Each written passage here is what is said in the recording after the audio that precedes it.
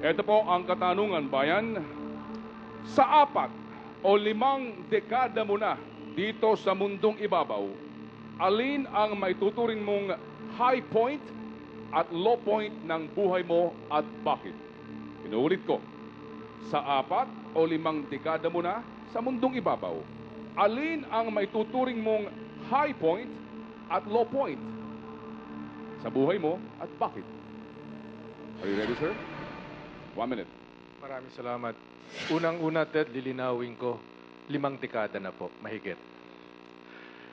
Ang low point po, yung pagkapatay ng aking kapatid, yung aking ama mula sa cancer, at talaga namang malaking epekto nito sa akin.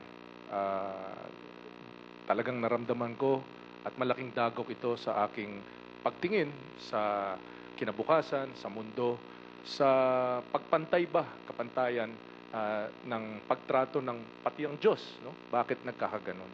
Pero magmula sa aking tatay, natutunan ko yung paano magpursige, paano na manindigan sa kanyang prinsipyo kahit na ang buong sambayanan o ang lahat ng iba ay pumanig na sa kanyang katunggali. Para sa akin, yung impluensya ng tatay ko, yun din ang pinaka-high point ng buhay ko. Kasi yan ang nagbigay sa akin ng inspirasyon na magpatuloy sa serbisyo. Thank you, Senator.